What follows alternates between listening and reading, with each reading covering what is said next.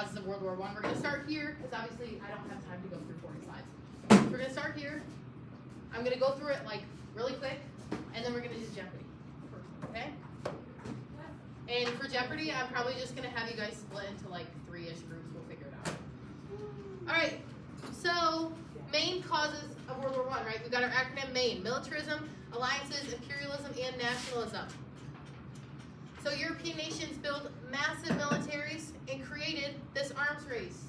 World War I was one of the first wars where we see the big artillery guns, we see tanks, we see everything, right? We're no longer with just shotguns and bayonets, and rifles and bayonets, right? We see the tanks and all of those new technological advances.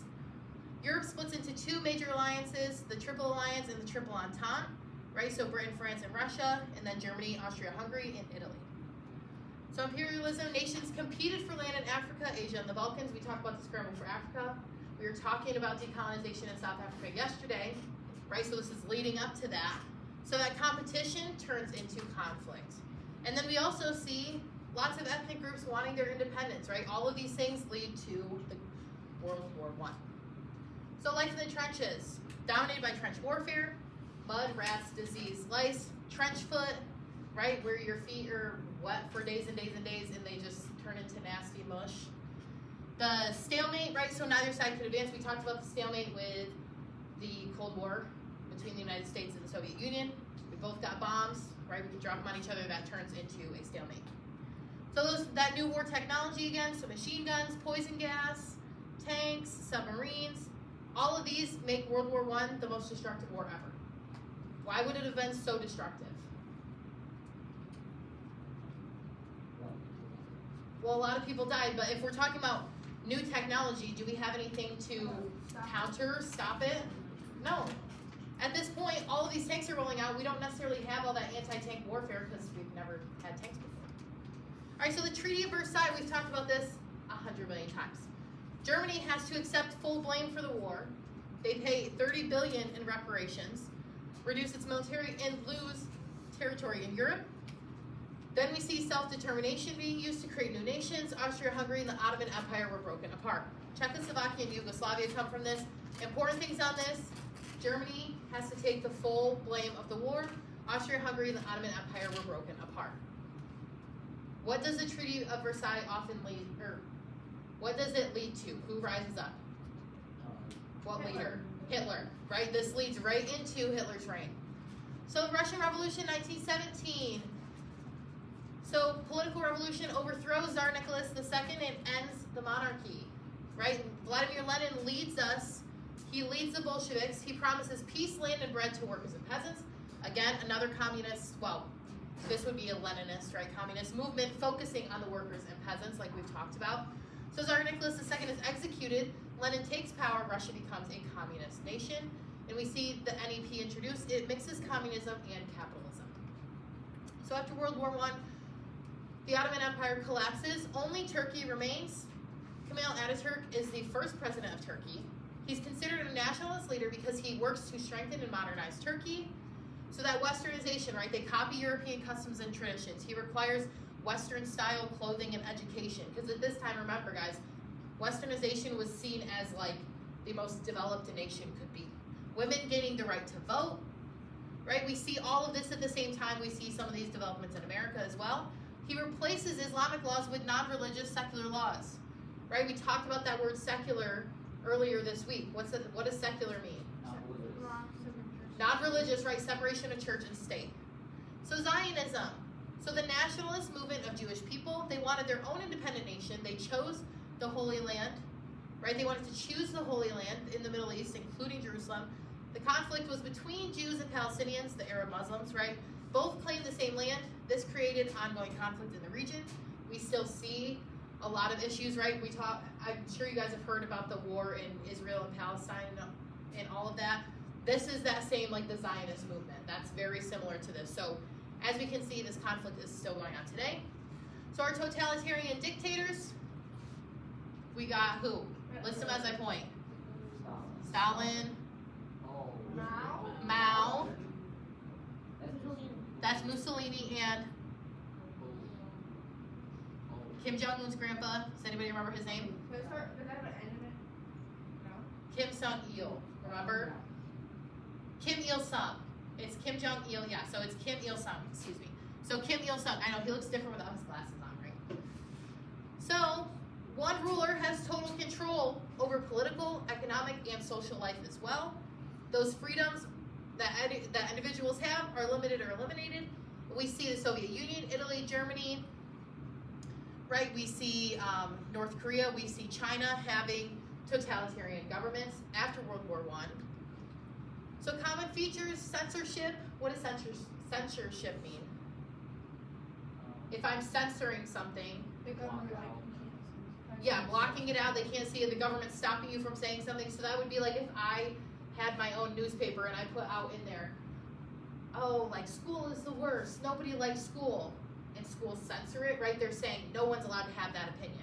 You're only allowed to have the opinion that schools are amazing and wonderful. So that one-party rule, only one political party is allowed, so who's gonna get elected? Stalin, Mussolini, and Hitler. So state is above the individual. We see this with communist societies along with fascist societies, right, like Germany. So the state is above the individual. Citizens were expected to sacrifice their freedoms for the good of the nation. Why were people willing to sacrifice their freedoms after World War I in Germany, after the Treaty of Versailles? Why were they so willing to follow Hitler? What did he promise people? Oh, radical change. He promised change because their economy, their military, all that were suffering. He promised, what was his movement? We would call it a what movement? Starts with an N. Nationalist movement. He promises people a new prided nation, like a new Germany for everybody. We can be proud of this nation. So this includes using secret police, propaganda. In an economic crisis leads to the rise. We see this in most of these societies, right? So why does World War II begin? World War II is the second major global conflict, fought mainly in Europe and the islands of the Pacific Ocean, right over by Japan. So Japan takes over Korea, Manchuria, and Southeast Asia for resources. The rape of Nanking, we talked about this in our Crimes Against Humanity project. The Japanese raped and killed Chinese civilians. This was a human rights violation. So European aggression, so Italian aggression. We see Mussolini invading and taking over Ethiopia, which is in Africa, and we see Adolf Hitler violating the Treaty of Versailles in several ways. He starts taking over more and more of Europe, and they say, okay, we need to stop him. So the League of Nations, you guys talk about right after World War I. So it's it's made to prevent war. What new collective security council was made after the League of Nations, after World War II? Not sort of NATO, but what's like the more important one? The United Nations, right? So we see the League of Nations fail, right? Just like our little picture says over here. So it fails to stop Japan, Italy, and Germany, and then after the war, this leads to the formation of the UN, right? So appeasement is one of our important words here. So giving into an aggressive nation to avoid conflict. If I appease you, I'm just going to give you what you want so you leave me alone type of deal. So the key events. The invasion of Poland, this starts World War II. Poland was quickly defeated by the German army, and that's where we see, okay, Hitler's not going to stop. He's just going to keep taking parts of Europe till he has it all under his command. Pearl Harbor, right, December 7th, 1941, Japan launches in a surprise attack against the United States down in Hawaii. This brings us into World War II, because before that point, was any of the war really affecting us on our own land? No, maybe a little bit of trade, economic, right, and we were worried, but Japan brings us into the war through that. Hitler fails to conquer the Soviet Union at the Battle of Stalingrad, so the Russia Bear, right, we talk about this. The severe winters and harsh climates of Russia have saved them from a lot of military battles. So geography's always been Russia's best defense. The D-Day invasion, the beginning of the final Allied push against Germany, this resulted in the eventual defeat of Germany. And then we see the atomic bomb dropping at Hiroshima and Nagasaki. This was where Japan surrenders and the war is officially ended. So in the Cold War, we've gone over this a lot, right? So, call the Cold War, this is the important points. Cold War because they never fought directly. There was never boots on the ground marching of the United States and the Soviet Union. It's that ideological struggle, right? Democracy and capitalism versus communism. Eastern Europe creates the Warsaw Pact in contrast to the what that we just talked about? There was the Warsaw Pact for the Eastern countries and the what for the Western countries? The United Nations, right? The UN. So NATO is also created by Western Europe, right? So that North Atlantic Treaty, United States, Canada, and Western Europe, supported by the United States. So again, we see all of these different councils coming up that we are butting heads against. Oops, sorry. So the Iron Curtain, that term used by Winston Churchill, describes that division between the Communist East and the Democratic West. Containment, our policy to stop the spread of communism. What president enacted this policy? Truman, right? He did not like communism, he did not like Stalin, so he says we need to stop it. So the Truman Doctrine and the Marshall Plan give aid to Greece and Turkey and Western Europe after World War II in hopes to get them on our side, right? All of this fighting, the arms race, leads to the Cuban Missile Crisis.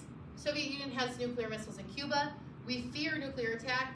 We remove our missiles, they remove theirs, threat neutralized, but this is the closest we come to nuclear war, right? We've talked about that. During the Cold War, we've got West Germany and East Germany, and then Berlin. Remember, Berlin is split in half, separated by what?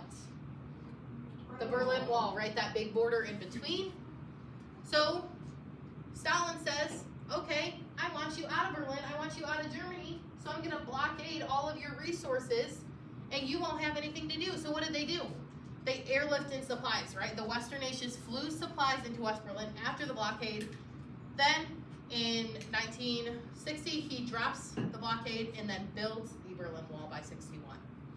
So it stops people from escaping to West Germany. It becomes that powerful symbol, right? Along with the Iron Curtain, it becomes a physical symbol of the ideological difference.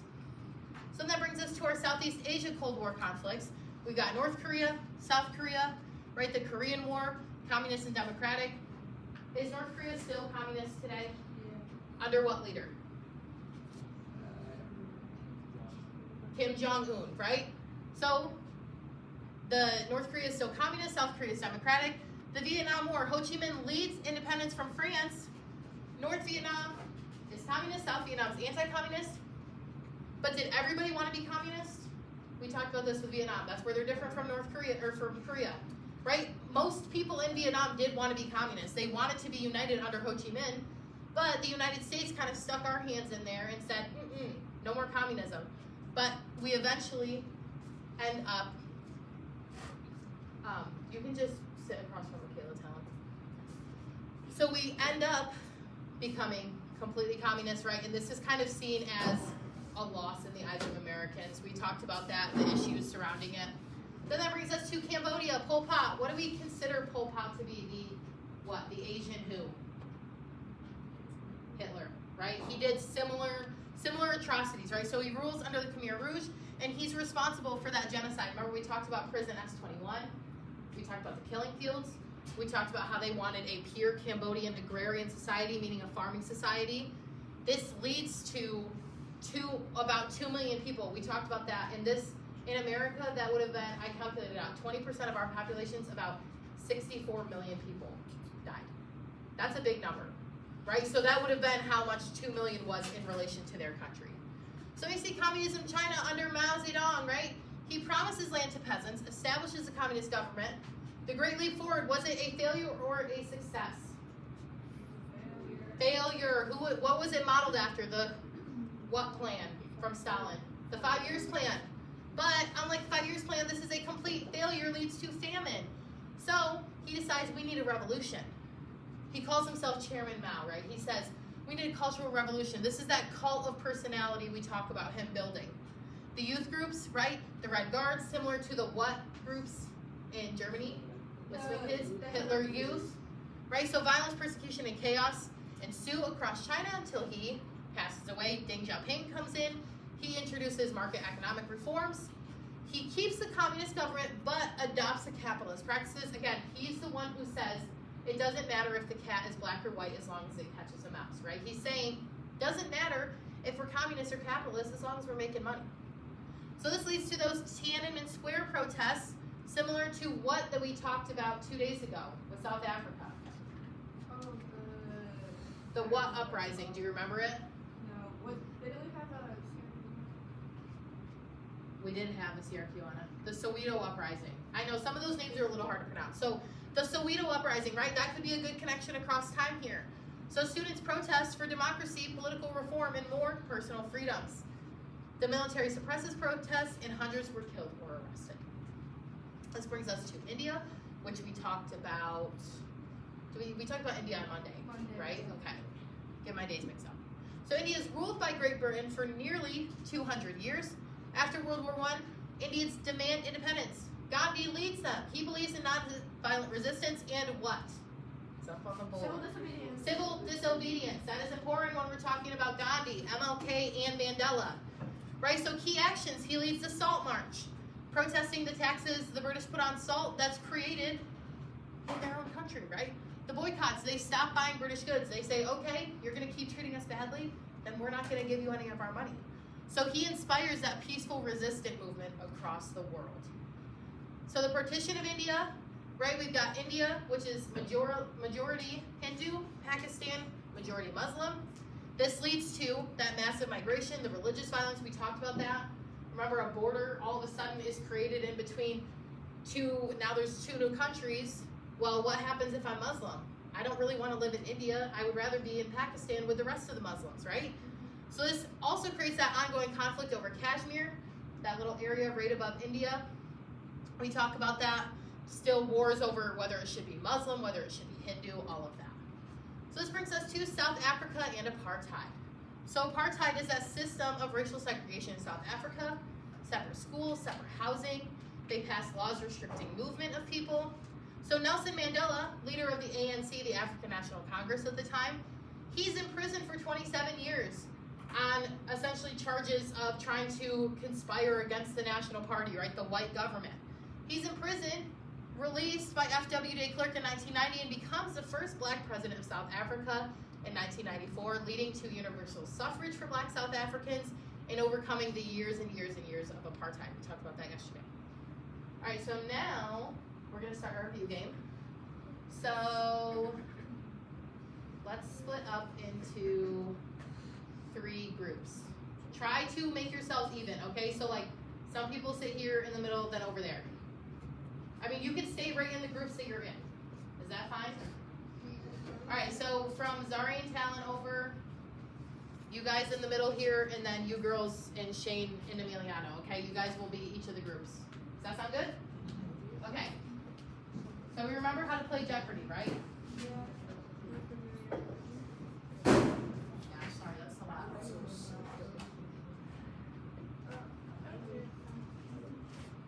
Let me...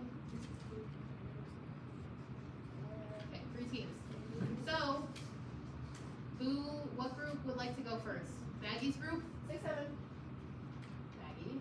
Okay, so remember, Maggie's group will get to choose what they want to do. They'll say World Wars and Totalitarianism for 200. If they miss it, the other two groups get a chance to put in their answer. Whoever has the answer first will shout it out, and then they'll get the point. Right? Does that make sense? So if they miss it, the other 2 teams get a chance to get the question. All right, Maggie, what do you guys want? Revolution to nationalism. For what?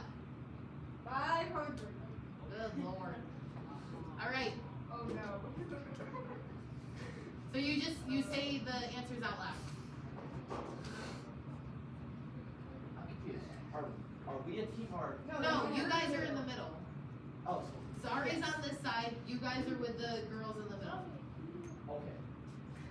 Okay.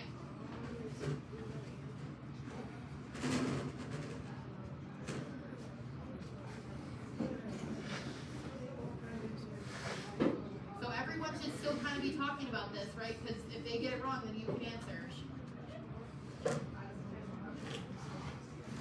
Whenever you're ready.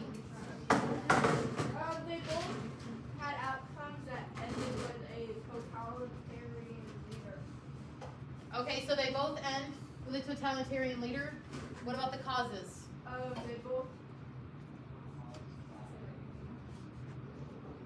They both needed radical change. They both need a radical change. Little vague, but since this is the first one, I will sort of accept it, okay? Okay. Okay. So since that was the first one, but yes, right, they want to change, right? Because after World War I, Russia had a lot of hardships, a lot of peasants revolted. They didn't want to be stuck under the rule of the monarchy anymore. All right, middle group. What are you guys thinking? For what? 500. Oh my gosh, you guys are crazy. All right, two major events of World War II and their significance. So you can pick D-Day, Pearl Harbor, the atomic bombings, any of the battles, but then you have to explain their significance. Why do they matter? Pearl Harbor got the U.S. involved and the atomic bombings completely destroyed Japan, pretty much. And what did it cause Japan to do? Surrender, right? So this is just kind of, this is the answers. Took the work right out of my mouth, man. All right, what do you guys want, Kaya? Well, Kyle, What'd you say? Sorry, thank you. That was my fault. 400. All right. What strategic reason Hitler failed to conquer the Soviet Union? We just talked about this. Oh! They get their chance to answer first. And then we go after. There should be a The timer. weather or the what starts with a C.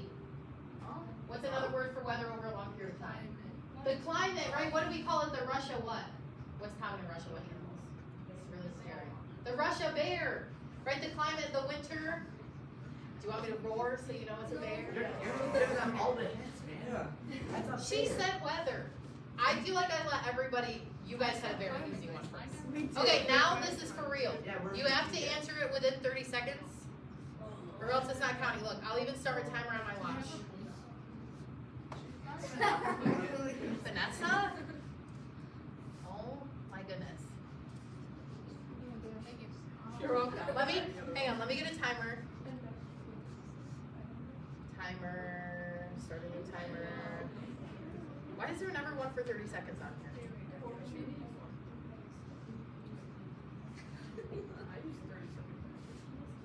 Okay. Wait, why did it hit start? Okay. Industrial economic change 400. Alright. What? Industrial economic change 4? Yeah. Alright. You could just watch on that clock too. Got it on my watch.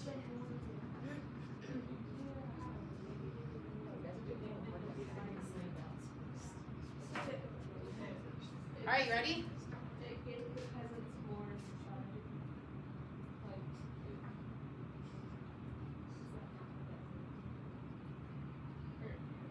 So it says explain collectivization is used by Stalin or the Great Leap Forward under Mao and one major effect on peasants. So first step, tell me what collectivization. What does that term mean? I'll give you got 10 more seconds on your timer. Try to come up with an answer. I don't know. Is it where like he only let them do so much and you touch your rest? Do so much of what? Like you couldn't like with the There's no 5-year shot that plan. has not been 10 seconds. Like with the 5-year Well, you plan. get 30 seconds to think and then you say your answer. Like with the 5-year plan, you had You to still like think it, do though. a certain amount of crops or Okay.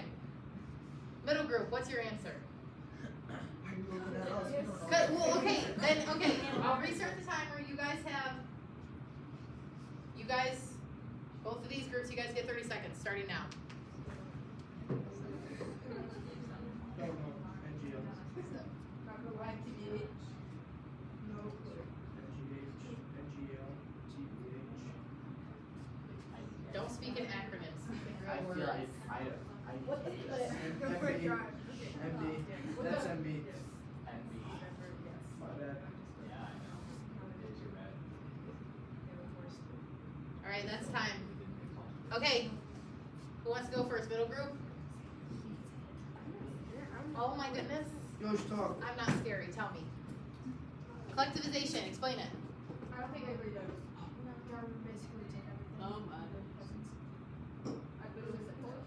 I literally said it. Okay, do we want to call this question a throwaway and I'll just tell you? Yes. Okay, collectivization. What happened to farmers? All of a sudden, they're all put onto these big, massive farms. You don't have private property anymore. So here's my 5 acres. here's Corda's 5 acres. All of a sudden, the Russian government has 10 new acres of farmland.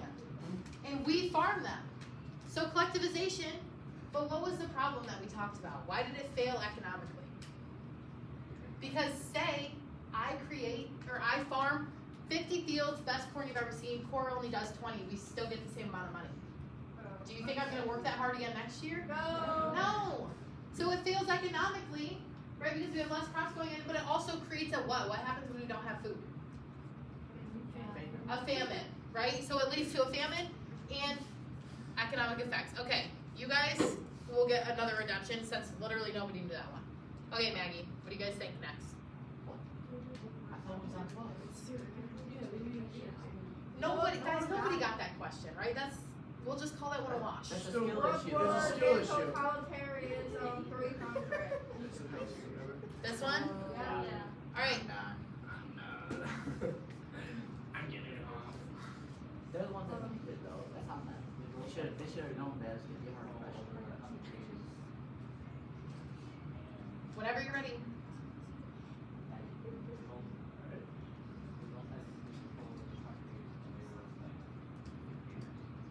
They both had complete control. And somebody else can say something. Give me another one. I think it's been 30 seconds. It has just been 30 seconds. Move You on. get 30 seconds and then you give the answer. Oh my. What do you think, Shane? You got 5 seconds. 5, 4, 3, 2. There we go. Militaristic. Guys, I feel like that one was not hard. Was that one hard? Like, be honest. It wasn't Yeah, hard. well, Okay, let's do it. Maybe you were just like panicking a little. Okay. Group in the middle. Cold War and aftermath 500. Oh, good Lord. All right, 2 consequences of the Cold War on world politics, one related to alliances, one related to proxy wars.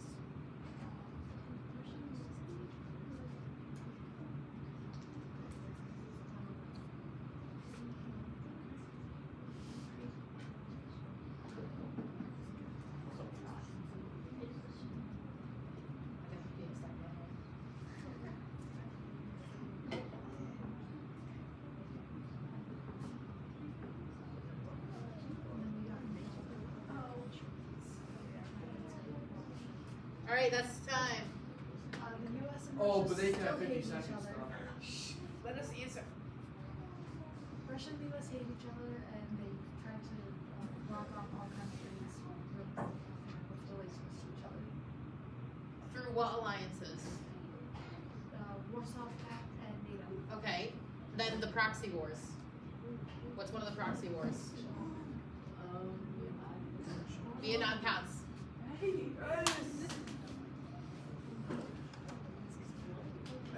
Also, since this is review, oh yeah, so you were okay with the hints this time? Yeah, I have an answer. Yeah, but we had 30 seconds, they had 50. They got like 35. Okay. What do you guys want? World Wars 100. What event sparked the start of World War I? I know this one. If you know it, you can just say it. Not I know, any I other know. groups.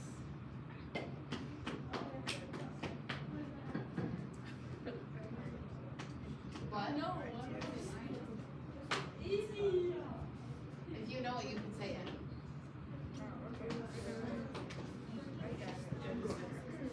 What? No.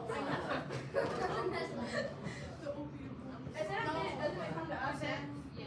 No, I just No, took we could it be for- shut down. All right, whoever says it first. Sesame Alright, Street first, first. right? Yes. Woo! I thought it went from them to us. Yeah, to Bob. them. No, I said then the next 2 teams get the chance, and whoever like shouts it out first, essentially. Yeah, Bob.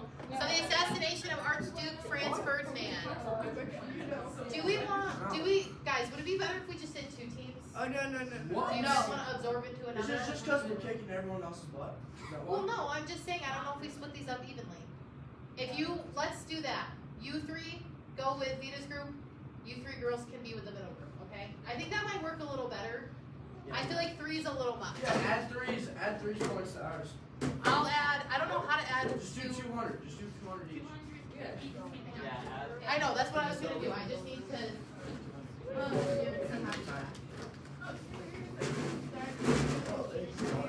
Yeah. Wait, we're in their group? Yeah. No, sit with your group. No, you girls are going right there, so just sit right next to Cam. We're not sitting there anymore. I honestly just think this will be easier. Thank you for being, Okay, let's go next. remember, you guys are kind of my guinea pig group, so this is where we work out all the kinks.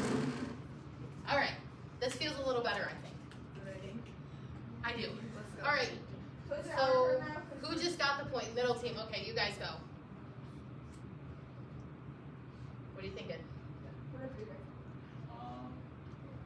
Industrial economic. We already did that. No one has done that. For 500. No? We did, What do you want, You Shane? did the one. we'll do industrial and economic change for 200. 200. Alright, define urbanization and give one major consequence for cities during the industrial rev.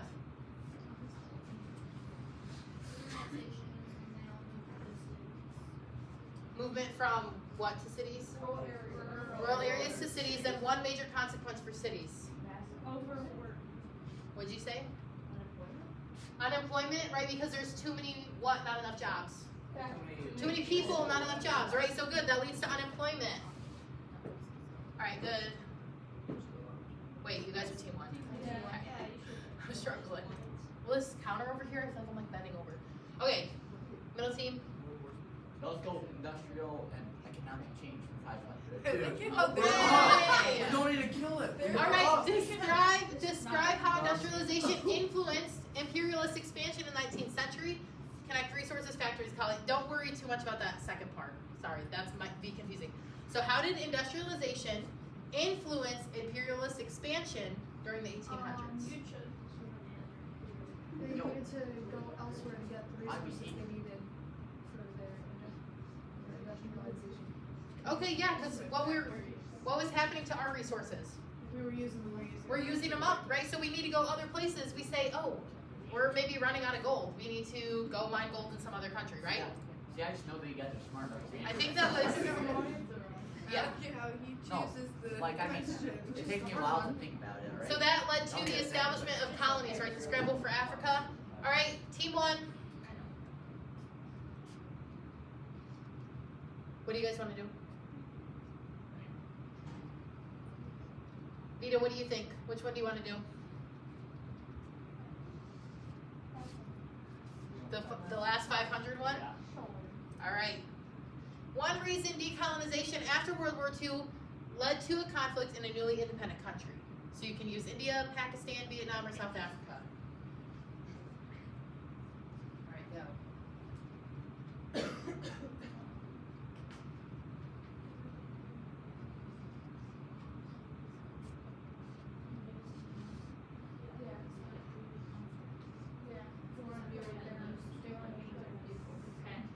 All right, you ready? With India and Pakistan, the border they created separated the Hindus and the Muslims, creating conflict between them. Yeah, right. So when Britain divides up India, they say, okay, now you just have to live there. Well, I don't want to live with Muslims if I'm a Hindu, right? Muslims don't, and Hindus don't want to live with Muslims. So same type of thing. So good example there. Gosh, you guys are quiet this morning. Just do the 200 roll. Go. All right, team two.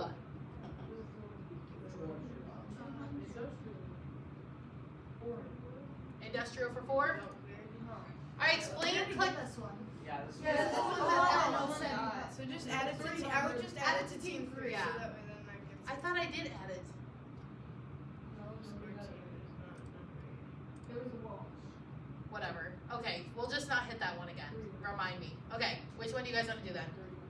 For 3? All right, what is laissez-faire capitalism? Give one criticism raised by Karl Marx. If you know it, you can. What is it? laissez-faire is keeping hands off of businesses. Yeah, Who government, keep? Government keeps hands off. What did Karl Marx think of it? Why didn't he like it?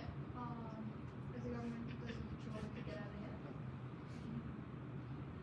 what way? That the workers suffer. The workers would suffer because there would be a big gap between what two groups of people? Rich and poor. The rich and the poor, right? Alright, that was good. I gotta stop my timer. Okay, team 2. Alright, I think we have time for one more